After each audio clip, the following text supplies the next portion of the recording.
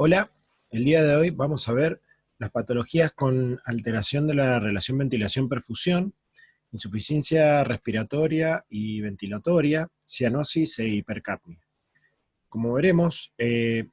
realidad vamos a hacer mención dentro de las patologías que presentan alteraciones de la relación ventilación-perfusión a algunas enfermedades que ya hemos estado trabajando en unidades anteriores, como en las de patología cardiovascular, relacionado al tromboembolismo pulmonar, y también nombraremos o veremos algunas como EPOC y asma que hemos trabajado en otras unidades. Para comenzar, aclarar algunos conceptos fisiológicos referidos a la relación ventilación-perfusión, para saber el pulmón en una persona en posición de pie va a tener una distribución de la ventilación distinta dependiendo el sector del pulmón que vamos a estar analizando. Y también vamos a ver que la perfusión va a ser distinta dependiendo la zona del pulmón.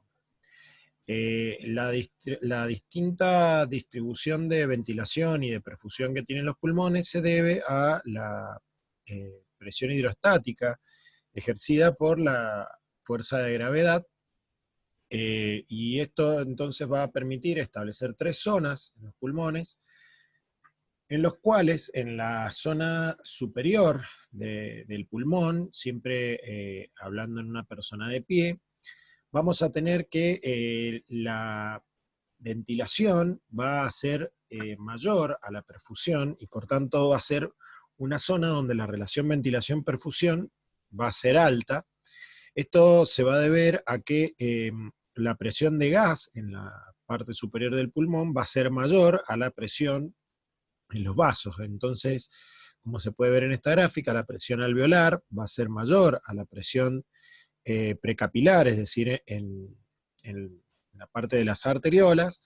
y va a ser mayor a la presión postcapilar. Esto va a implicar que a nivel de los vértices pulmonares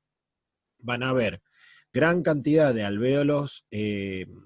expandidos, pero que esta expansión de los alvéolos puede producir el colapso de los capilares y por tanto generar zonas que no están debidamente irrigadas, pero que sí están ventiladas. En la zona media es la zona donde se produce una mejor y más eficiente relación ventilación-perfusión, dado que la presión a nivel precapilar es mayor a la presión alveolar, y esta es mayor a la presión postcapilar. Entonces se va a favorecer el intercambio gaseoso en esta zona. Y en la zona 3 vamos a tener que la ventilación no es tan grande como sí ocurre en la parte superior,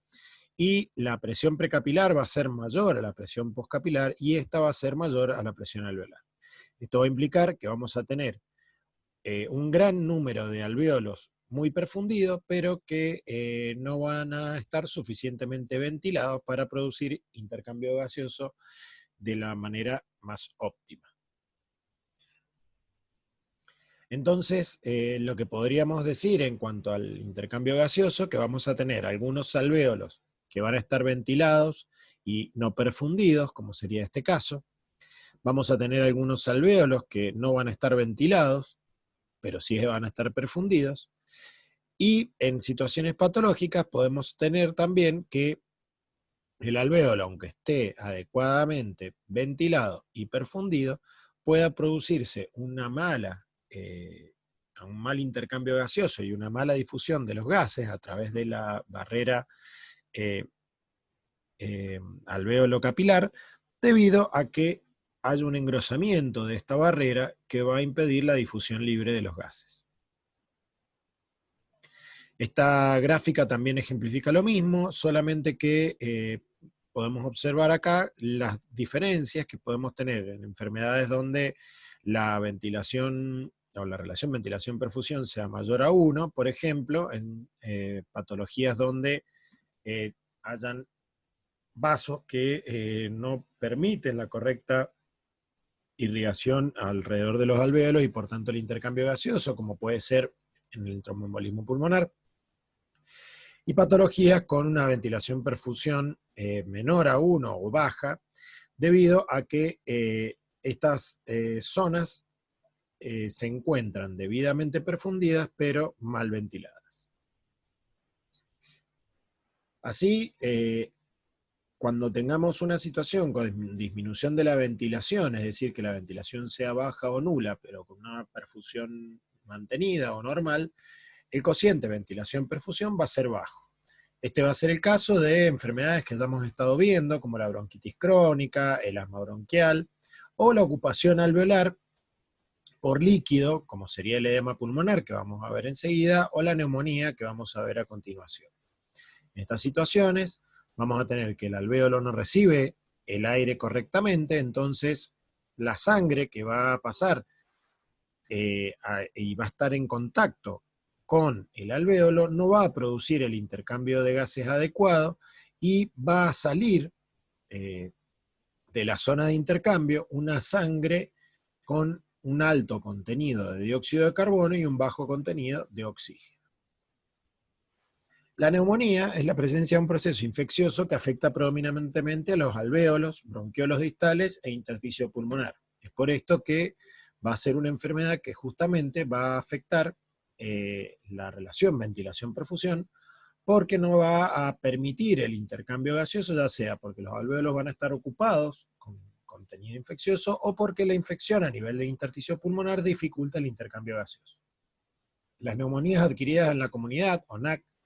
se definen como las infecciones agudas del parénquima pulmonar que se asocian a una respuesta inflamatoria sistémica, síndrome de condensación pulmonar o infiltrado con consolidación en radiografía de tórax de pacientes no hospitalizados. Este tipo de neumonías son las neumonías típicas o de la comunidad y presentan una sintomatología bastante homogénea en cuanto a la presentación clínica.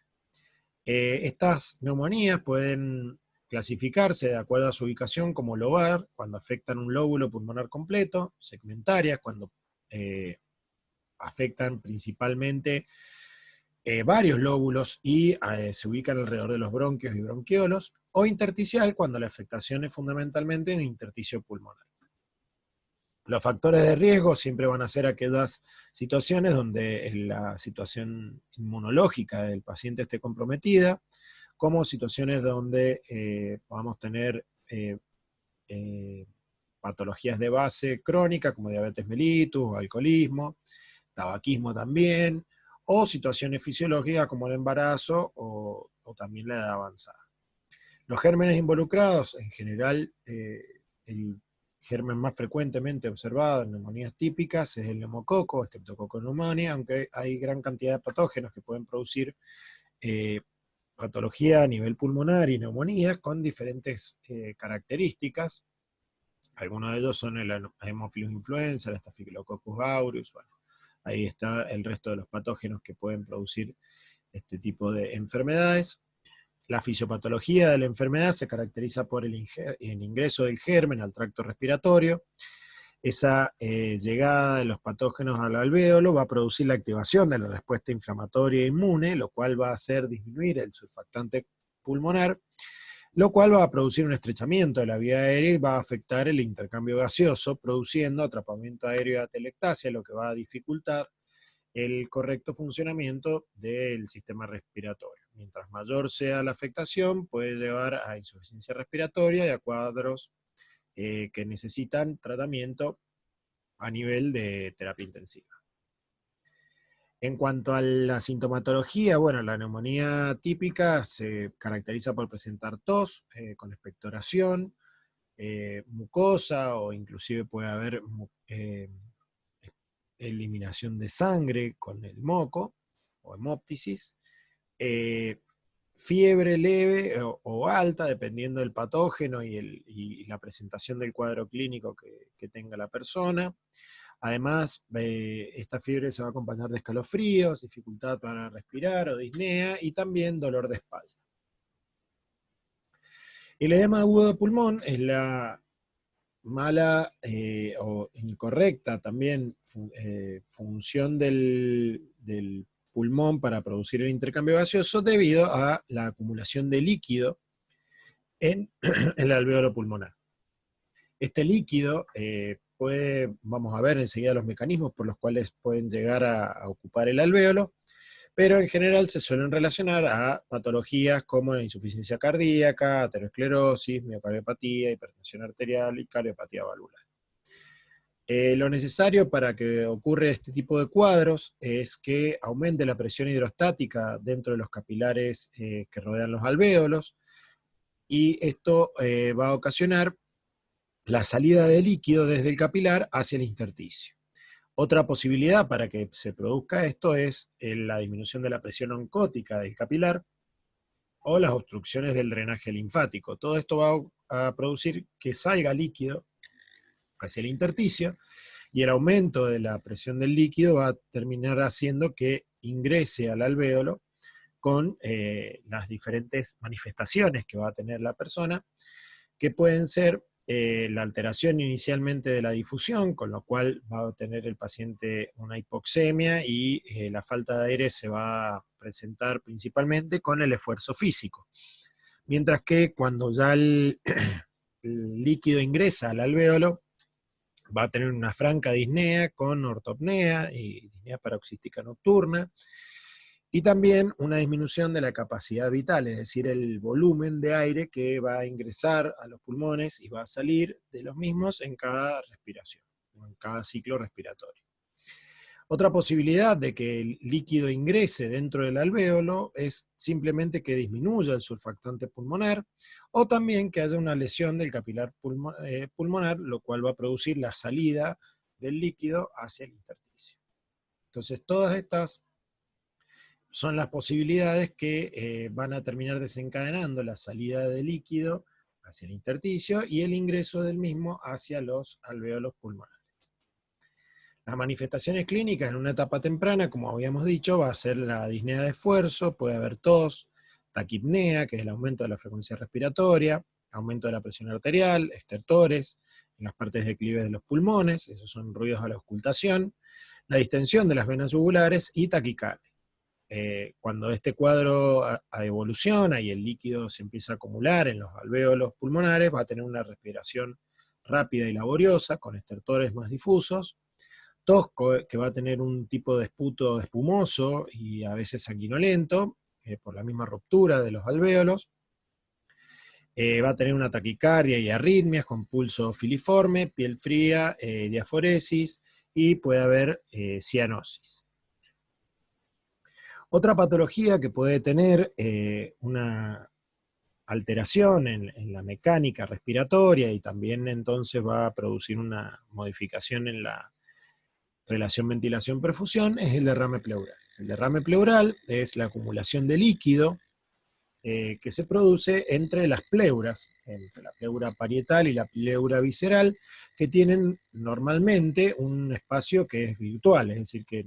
simplemente es un pequeño espacio que contiene líquido que permite o que sirve de lubricación para el movimiento de ambas pleuras cuando se produce la expansión de los pulmones en la respiración.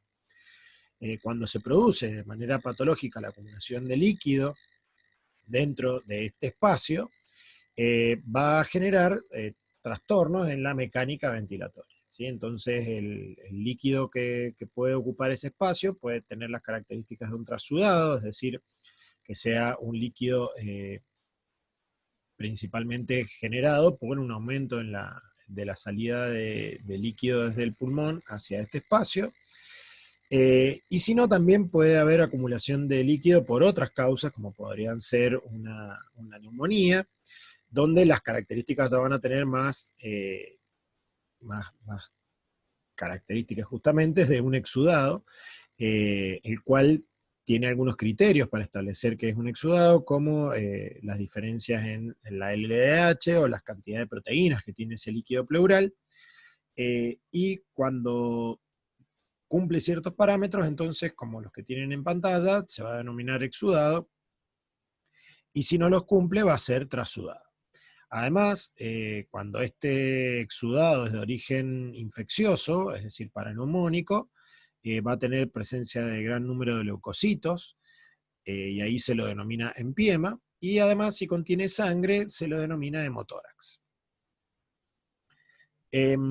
Así entonces el derrame pleural va a tener como síntoma característico el dolor pleurítico por roce de las pleuras cuando tenemos el mecanismo inflamatorio únicamente. Eso se lo denomina pleuritis seca, y no hay acumulación de líquido. Ya cuando empieza a haber acumulación de líquido, que va a pasar por distintas etapas, si estamos hablando de un empiema, va a ser primero la acumulación de líquido seroso, luego va a ser una acumulación de líquido turbio, y luego pus, y donde van a aparecer distintas características, como las que ven en pantalla, que van a ir determinando la evolución del cuadro a lo largo del tiempo. Este empiema se puede resolver o puede locularse, que se denomina, que se produce la fibrosis y compartimentalización de este proceso. Y bueno, obviamente si es de origen paraneumónico, el principal tratamiento que va a requerir es el uso de antibióticos. Como había dicho, clínicamente los pacientes con derrame pleural suelen tener dolor pleurítico por la irritación de las terminales sensitivas de la pleura, y entonces esto genera un dolor en puntada, que se denomina, y también la acumulación de líquido puede generar una mala mecánica ventilatoria, y por tanto va a dar síntomas relacionados a la disnea, y si estamos hablando de un empiema paraneumónico, puede aparecer fiebre por el proceso infeccioso. Aquí hay un cuadro donde se explica toda la evolución de un derrame pleural, con las distintas características, si es trasudado y exudado, y tener en cuenta simplemente que dependiendo de la evolución del cuadro y del tipo de líquido que se esté acumulando, vamos a tener una presentación clínica más simple, quizás con disnea, tos, o inclusive únicamente el dolor pleurítico, y cuando si el derrame pleural va evolucionando y se sigue acumulando eh, contenido infeccioso, por decirlo de alguna manera, o producto de esa infección dentro del espacio entre las pleuras, va a terminar generando distintas particularidades asociadas al cuadro infeccioso, donde se va a producir una complicación ya de la disnea, volviéndose más marcada, y además va a aparecer fiebre,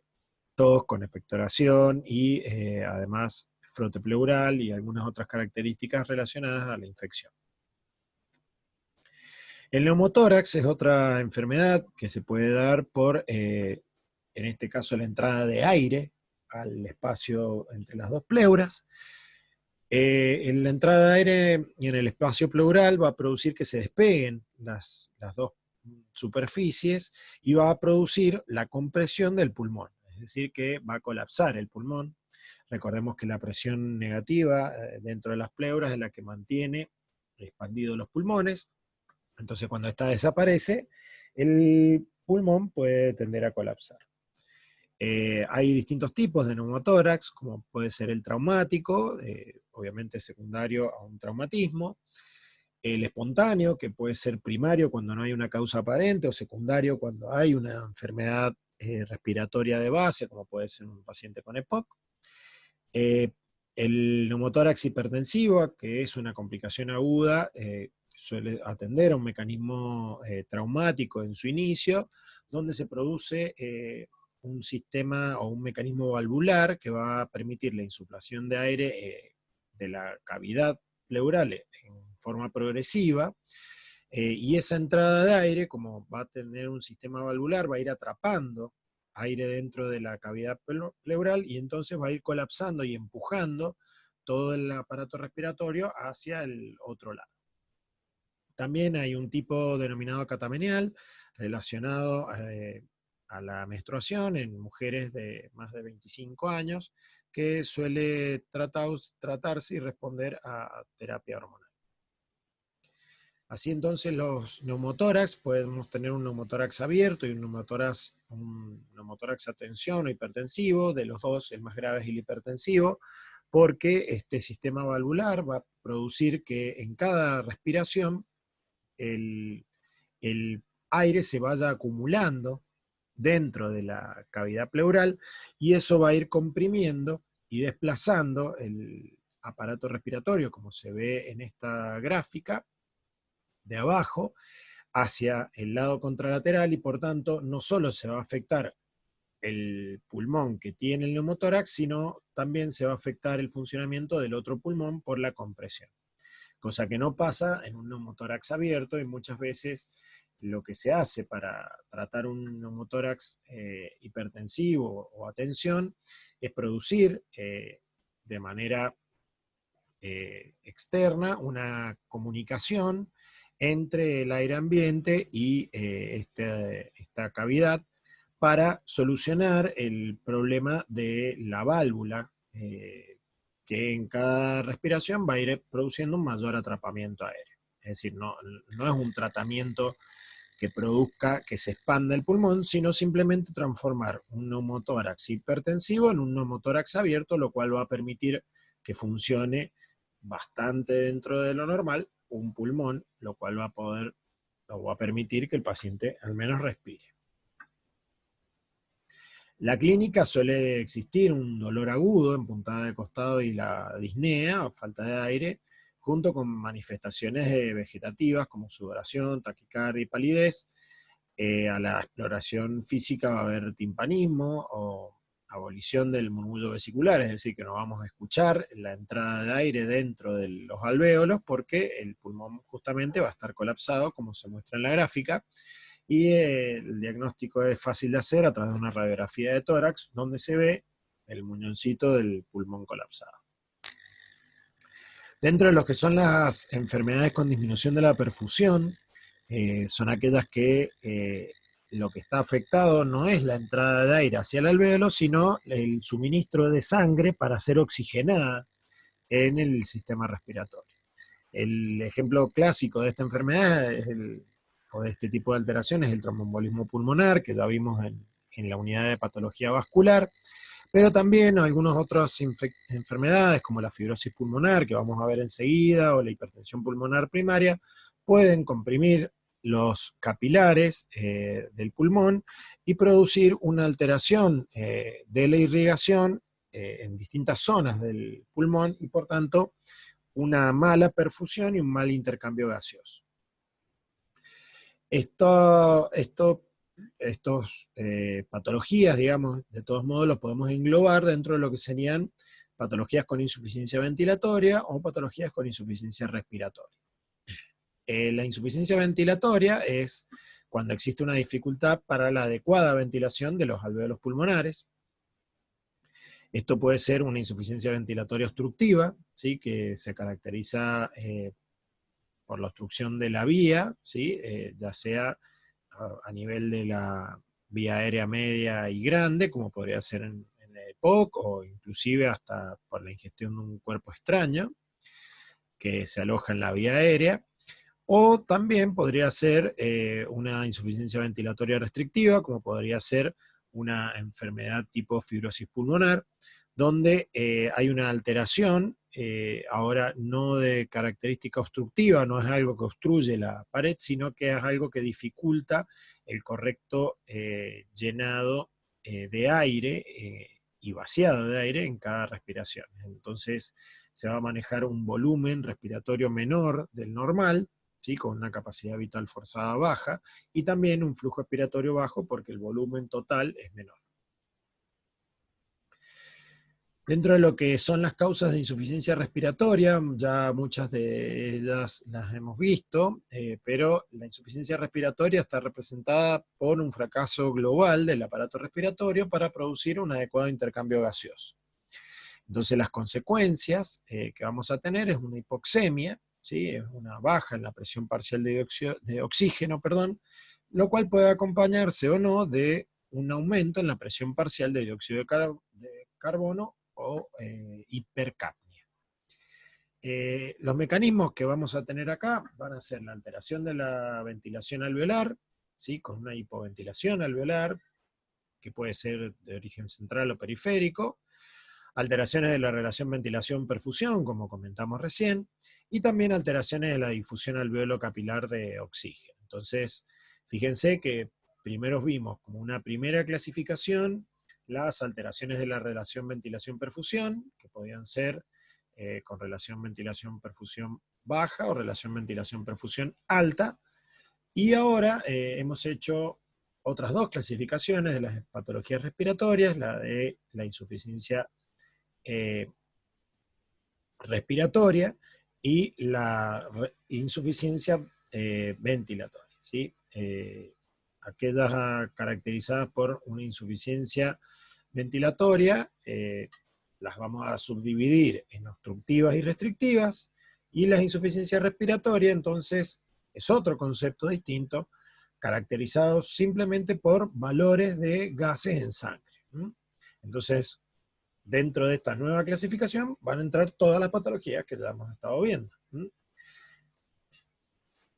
Para nombrar una que no hemos hecho tanto detalle, que sería la alteración de la difusión alveolo capilar, algo habíamos hablado de la fibrosis pulmonar, pero en las enfermedades del intersticio pulmonar, el problema que vamos a tener, que va a impedir una correcta difusión del dióxido de carbono y el oxígeno, va a ser el engrosamiento de la pared del alvéolo por un proceso fibroso. Ese proceso fibroso entonces engrosa la pared alveolar y hace que se produzca un mal intercambio. Este no es el único mecanismo por el cual podría producirse este trastorno, que sería un aumento en la distancia de la difusión, sino que también se puede producir una disminución en la superficie de difusión, como podría ser una enfisema pulmonar. Recordemos que el enfisema pulmonar tenía lesión de los alvéolos, la resección de un pulmón por tratamiento, por ejemplo, del cáncer del pulmón. O también vamos a tener lo que ya habíamos visto del edema de pulmón y la ocupación del espacio entre el alvéolo y el vaso por líquido, como podría ser entonces a causa de una disminución en la permeabilidad o un aumento en el gasto cardíaco, que cambian o producen una acumulación de contenido en el espacio intersticial. Entonces, todo lo que podría originar una falta de oxígeno a nivel del sistema circulatorio y por tanto una insuficiencia respiratoria, sería que la persona esté expuesta a una falta de oxígeno en el aire inspirado, como serían las grandes alturas, alteraciones en la ventilación, alteraciones en la difusión del oxígeno, es decir, esto ya incluye las patologías que hemos estado conversando anteriormente, que haya una alteración en la capacidad de transporte del oxígeno en el sistema circulatorio, por ejemplo en una anemia, donde faltan los glóbulos rojos y por tanto falta hemoglobina para transportar el oxígeno a los tejidos periféricos, que haya una insuficiencia circulatoria por una falla cardíaca, que haya alguna situación que determine una vasoconstricción, eso va a determinar la hipoxemia periférica con cianosis, un aumento en la afinidad del oxígeno por la hemoglobina, como puede pasar en la hemoglobina fetal, que tiene mayor afinidad por el oxígeno, y eso es lo que ayuda a oxigenar al feto, y también alteraciones en la difusión a nivel de los tejidos, como podrían ser edemas, o alteraciones en el consumo de oxígeno, como algunos tóxicos que produzcan un mal metabolismo y un mal consumo de oxígeno a nivel celular. Todas estas causas, entonces, serían las que pueden determinar una aparición de hipoxemia que puede estar o no acompañado de hipercapnia. La hipercapnia, que es el aumento de la presión parcial de dióxido de carbono en sangre, tiene varias consecuencias sobre el organismo. Una de ellas es que sobre el sistema nervioso central va a producir un aumento del flujo sanguíneo cerebral, porque la señal de que aumentó el dióxido de carbono probablemente esté acompañada de una disminución de oxígeno. Por tanto, el sistema nervioso trata de cuidar su funcionalidad y aumenta el flujo sanguíneo. Esto tiene como consecuencia que puede producir una hipertensión intracraneal y tendencia a la cefalea, como puede pasar en las personas que hacen andinismo y tratan de hacer ejercicio a grandes alturas. También puede haber una alteración del centro respiratorio, ya que el dióxido de carbono es un potente estímulo para producir una taquipnea. Y a nivel del sistema cardiovascular, la hipercapnia deprime la contractilidad del miocardio y dilata las arteriolas de la circulación sistémica. Esto lo que tiende a hacer es llevar sangre o aumentar el flujo de sangre a los tejidos periféricos para tratar de asegurar el aporte de oxígeno. A nivel de los pulmones, podemos decir, o de las arteriolas pulmonares, que la hipercapnia produce vasoconstricción, lo cual redistribuye el flujo en búsqueda de zonas que permitan un mejor intercambio gaseoso. En cuanto a los mecanismos de compensación que se producen ante una insuficiencia respiratoria, vamos a tener que una señal importante para aumentar la frecuencia respiratoria va a ser la hipoxemia y también la hipercapnia, como habíamos dicho recién. Entonces se va a producir una hiperventilación para aumentar la presión parcial de oxígeno. También va a aumentar el gasto cardíaco, justamente como decíamos recién, para aportar oxígeno a los tejidos periféricos. Se va a producir una poliglobulia por síntesis secundaria de eritropoyetina a nivel renal por la baja en la presión parcial de oxígeno, lo cual aumenta el número de glóbulos rojos en sangre y eso lleva o trata también de llevar más oxígeno a los tejidos. Además, va a aumentar la capacidad de cesión del oxígeno de la hemoglobina a los tejidos, y esto va a producir una mayor cantidad de hemoglobina desoxigenada a nivel periférico, lo cual, si supera los 5 gramos por cada 100 mililitros, producirá un signo clínico que es la cianosis, que es la coloración azulada de piel y mucosa debido a el exceso de hemoglobina desoxigenada. Entonces, bien, con todo esto lo que hemos visto es las distintas enfermedades dentro de cada uno de los cuadros clínicos donde las podríamos agrupar dentro de lo que serían las insuficiencias ventilatorias, insuficiencias respiratorias y también los trastornos de la relación ventilación-perfusión. Muchas gracias.